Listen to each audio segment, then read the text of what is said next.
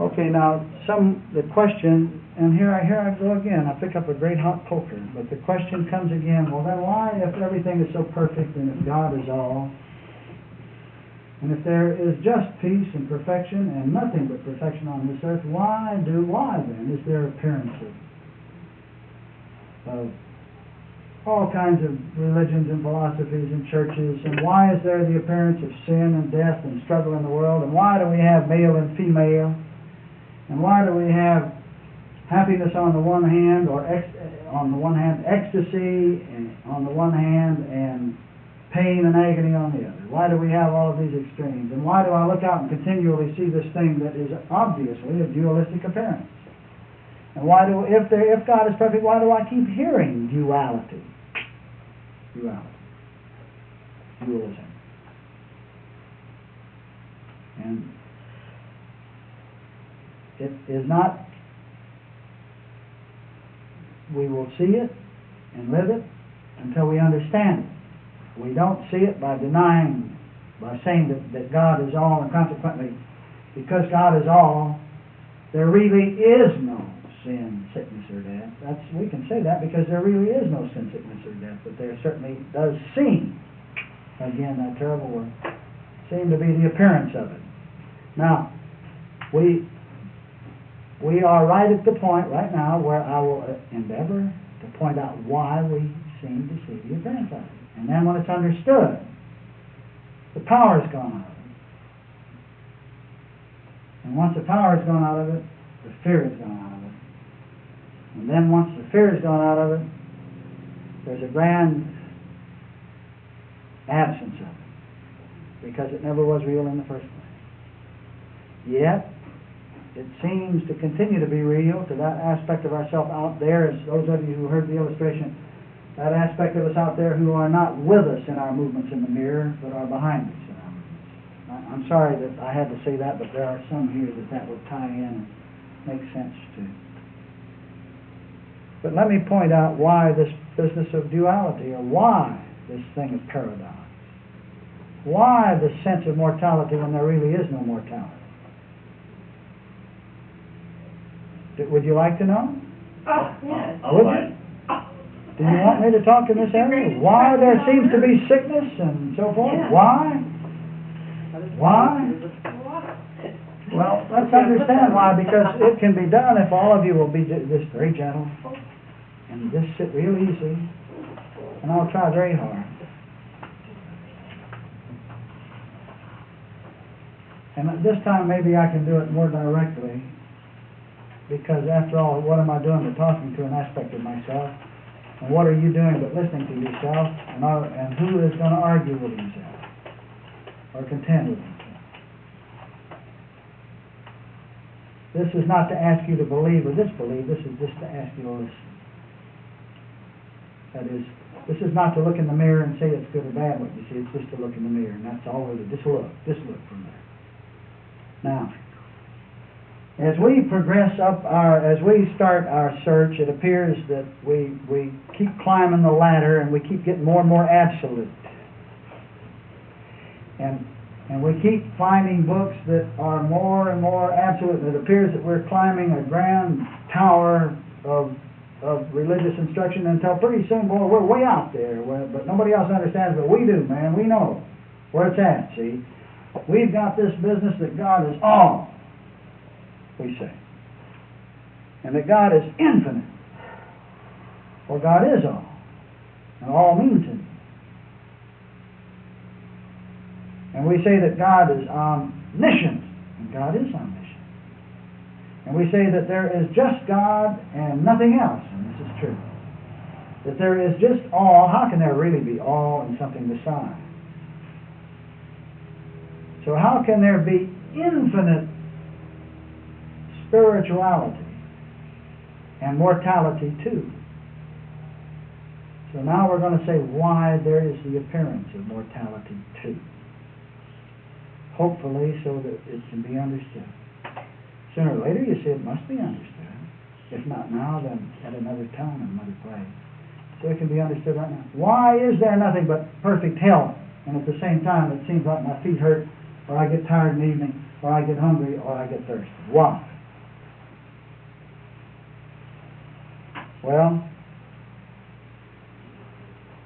God is all, right? Anyone would want to quarrel with the fact that there is an all. Everything points to singleness, doesn't it? We can start with the grain of sand, and we can see that a grain of sand makes up a single beach. And then we can look at all of the beaches in the world, and we see that it makes up a single ocean. And then we can, yeah, we're closing, we're going to hear it now. The door's closed. We'll hear it. And we can see that all of the oceans of the earth and all of the continents of the earth make up a single world, right? And we can look out at all of the planets and the sun, and we see that it makes a single solar system. And we can look at the solar system and all of it, and we see that there is a single galaxy. And then we can look at all of the galaxies together, and we find a single universe. Everything points to singleness, to oneness, to aloneness, to allness. And our proof of it is that right here, right now, there is just one awareness. Just one. This awareness is all-inclusive. We've seen that it's the only one that's ever been, the only place that we've ever heard a sound, the only place that we've ever felt a feeling. So there is just one. Everything points to oneness. Okay, we've got one, and we call that one, we call it whatever means deity to you. If you're the Jew, you might say Yud, or you might leave the word unspoken, because there are those who won't even utter the word, because that means then the minute you've uttered the word, you've made it finite. And if it's finite, it's not infinite. And so therefore, they don't even utter the word or write it. And this is why. Or you might call it God. Or you might call it thou, or you might call it anything that means isness, or the ineffable, the unspeakable. A single isness. Now, if there is a single isness, and of course there is, we've just seen that there is a single universe, we can see it. One time Lao Tzu said, well, how do you know that there's God? He says, because I can see. Well, anyway, what, again, is the indisputable fact that we know, that we can say without doubt or equivocation, without hesitation? I am. I am. That is, awareness is. Awareness is. I am. I meaning identity is. This awareness is. Single awareness is. And what is awareness if it isn't knowing going on? Awareness is to be aware, isn't it? Well, now, that point understood. Number one, point understood that awareness is knowing going on. Awareness is being aware. We're being very simple, folks, very basic. So awareness is aware right here, right now. It's knowing going on. And we have a single isness that is all-inclusive. So what is being aware? It's the single isness being aware, is it not? Infinity is being aware. Now, all of the religions of the world have spoken of this single isness as mind. God is mind. It's been put. Of course, many other adjectives have been used, but I think that you would agree that most of the Western metaphysical and most of the religious concepts have agreed that mind is God. Mind. Of course, now, dualism enters the scene, and we say, yeah, but we got mortal mind and the divine mind. But don't come down to that. Let's just stick with this. We started out with a single isness, an allness, besides which there is no other all. So let's just call it mind, period. Not worry about male or female or mortal mind or divine mind, just mind. All right? Awareness is aware right here, right now. So this awareness is the awareness of this isness, of this mind. What is the purpose of mind except to be aware? Mind isn't mind unless it's aware. The purpose of mind is to be aware. Right? So we can say then that mind and its awareness are one mind, being self-aware. Right? Or allness, isness, God, and its own infinite self-knowing is all one God about the business of perceiving itself, himself, herself, or whatever you want to say. Okay. Now the second point that we've made, that there is an infinite allness that is aware. And that awareness is this awareness right here. All right. Okay. Now, if we have an infinite allness, what about awareness? Is it infinite or is it finite? That is it limited or not? It's not limited. It's not limited too. So awareness is not limited. Awareness, therefore, is not bound, not restrained, not restricted. This awareness right here, right now, is not bound, not restrained, not restricted, not confined. It's infinite. It knows infinitely. Now, this is the great joy that I have. Do you know that it's my pleasure to go around and look out at aspects of myself and say, look, friend, you're not the dummy you think you are. Infinite wisdom is, you're not just wisdom. You're not just wisdom. You are infinite. Infinite wisdom without bound. All right? Are you with me? This awareness then is infinitely wise. Okay, we've made that point now. We've got an all that is aware infinitely. An infinite all that is infinitely aware. All right? Now what can all be aware of? What can infinity be aware of? What can it be aware of? Itself. Of course. What else? What else? It sees itself. Now, how well does it see itself? Infinitely well. Because it is omniscience itself. There is no other knowing going on. I tell you that right here, right now, this awareness that's aware is the only awareness in all existence. It is infinitely knowing what it should know at the moment. It's discovering its own infinity. All right, have we made the points up to this? Is everybody with me? This is just simple philosophy that I'm doing step by step. I'm trying to get beyond the intellect to move into the arena of the heart. But I have to make it make sense to the intellect. We started out with an infinite isness called mind, whose function is to be aware, and this awareness is it. One awareness, singly aware, infinitely aware of itself. Okay, now I ask you, how does an infinite allness know itself besides infinitely?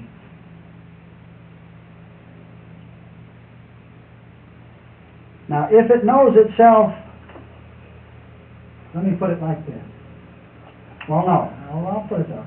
How does it know itself? If it knows itself only infinitely, is it infinite?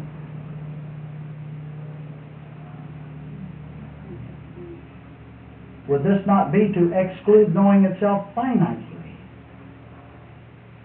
So therefore, if I were to say that infinite wisdom only knows itself infinitely, it isn't infinite wisdom because it is excluding the possibility of knowing itself finitely. To use an analogy, that's pretty abstruse, so let me make it a lot more simple. Light, just take a ray of light. And you know that when you run a ray of light through a prism, it breaks it down into the colors of the spectrum. Now let's say instead of the allness, knowing itself infinitely, let's say that ray of light is God in its infinity, knowing itself infinitely. All right. Does that light not know that it is each of those colors of the spectrum? Why, certainly an infinitely wise light would know that it was all of those colors of the spectrum, otherwise it wouldn't be infinitely wise. Right? But now, again, we look at the colors. As it goes through in the prism, incidentally, in this case, is this thing called ego, this thing that says my awareness. This is the thing that is the great divider. My awareness is the prism through which light passes, that divides it up into the great spectrum of color. All right.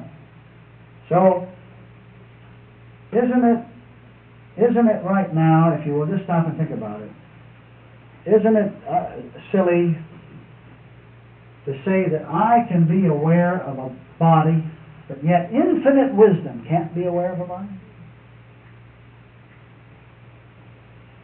Isn't this to say that some kind of a big hero here on the scene that is the grand custodian, the recipient of life, can know something that God doesn't know? All right. Now, the points that have been made are really very simple. We've said a single allness, which is infinite, called God, is infinitely aware, and that awareness is this awareness right here, right now, is infinitely aware of its own infinite nature. Well, now, the infinite nature that God knows itself to be appear as its own qualities and attributes. For example, we might say that God knows that God is infinite. God knows that God is light. God knows that God is all. God knows that God is eternal. Right? Infinite wisdom would know that. Infinite wisdom would know that.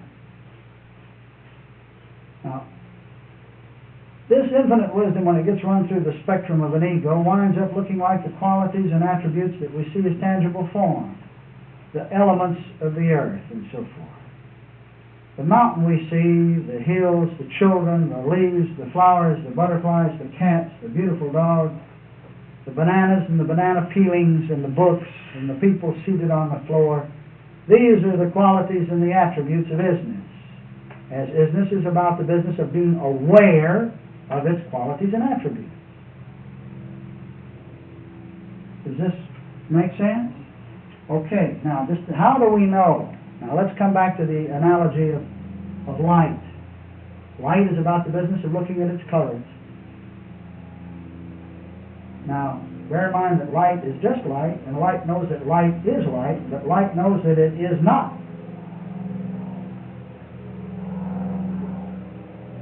Darkness. But let's forget that just for a minute. You see light run through the prism, and it's got all of the colors. There's infinite light, in its infinite wisdom, looks down, it sees red at one end of the spectrum, and sees violet at the other end of the spectrum. Now, does not infinite intelligence know that red is red and is not violet? Right? It sees that yellow is yellow and is not red. It sees that red is not all there is to light, and therefore red is not infinite. Does it not? Okay. Now, let's put it like this. Light, therefore, knows not only what is, but it knows what is not. Infinite, otherwise it wouldn't be infinite wisdom. Now the Absolutist says what is all that is and is all that can be perceived or perceived. Therefore, infinite wisdom cannot see sin, sickness, and death because there is no sin, sickness, or death. And therefore, it isn't real, and we will remove the sting from it. And yet, it still seems that we still look out and see the appearance of sin, sickness, and death. Now, I'm going to explain why the appearance of sin, sickness, or death. That's the point at which we've arrived. All right. If you hold your hand out in front of you, you say it is a hand. But intuitively and instinctively, you also know a lot of is-nots at the same time. What are the is-nots? It is not a foot. It is not your elbow. It is not your ear. And it is not an awful lot of things. But now look, you hold your hand out there in front of you, and you intellectually know it's a hand, but how do you infinitely know that it's a hand? Without restriction. You also infinitely know all of the is-nots at the same time. Otherwise, it's not infinite knowing. It's not omniscience. It's a limited knowing. Just keep that in mind, and now let me slip down to a very simple analogy, just a little picture to paint, and the picture will say more than all the words. Once upon a time, a man lived in the mountains of Alabama. I get to speak right this time. The hills of Alabama. It was very beautiful. And that's where he had lived all of his life. And he had never seen anything but blue sky and green trees, and a beautiful verdant wilderness filled with bushy-tailed squirrels and happiness and pure brooks, clean air, and the sound of birds. And someone came up to him and says, "All right, now you are infinite intelligence, old boy. You're infinite intelligence, mind you. So tell me what beauty is." And he says, "Well, here it is. You're looking at it. This is infinite beauty. Infinite beauty." Question. Is he speaking from an honest position or from a dishonest? In the illustration. It seems on the one hand that he's speaking from a very honest and absolute position, and a lot of books are written like that. But he's not speaking from an honest position. He is still speaking from a very human and relative position. And let me explain why. One day this man wanders up the top of the hill. Now, of course, bear in mind that in this analogy he really is living in this beauty. And the words of his mouth were true. Yes, he said, "This is the beauty." The question I asked, was this infinite wisdom speaking, or was it a limited knowledge that spoke out from the standpoint of intellectuality? And I said, he speaks out from the position of intellectuality and hasn't heard it in both ears yet. All right, one day he wanders up to the top of the hill, and lo and behold, he looks from the top of the hill and he looks down on this steel center called Birmingham, which incidentally isn't far from Mountain Brook. And he looks down into a valley that is filled with smoke, is not beauty. He looks down into a valley where riots are going on, where there's fear and frustration, where there's a great concern with money, is not perfection, is not happiness, is not beauty, is not love, all going on down there. He looks down into an arena of people sick. Here's the sirens of ambulances and police cars. Is not love, is not hand, is not pine tree, is not bushy-tailed squirrel, is not beauty. All right. He goes down there and he lives for a short time, and he tries very hard to make it. He says, "This is where it is. Everybody else is doing it. I'm supposed to make a buck here. I'm supposed to contend here. I'm supposed to make a niche in life here. And furthermore, while I'm here, I'm going to see if I can't clean up the air just a little bit. I'm going to see if I can't clean up the water, and I'm going to see if I can't change this government or that one. And I'm going to see if I can't get this institution or that one to do something or other." And he tries all kinds of things only to find himself compounding his troubles. He goes with his sciences until all he does is create a greater inability to destroy himself down there in the valley.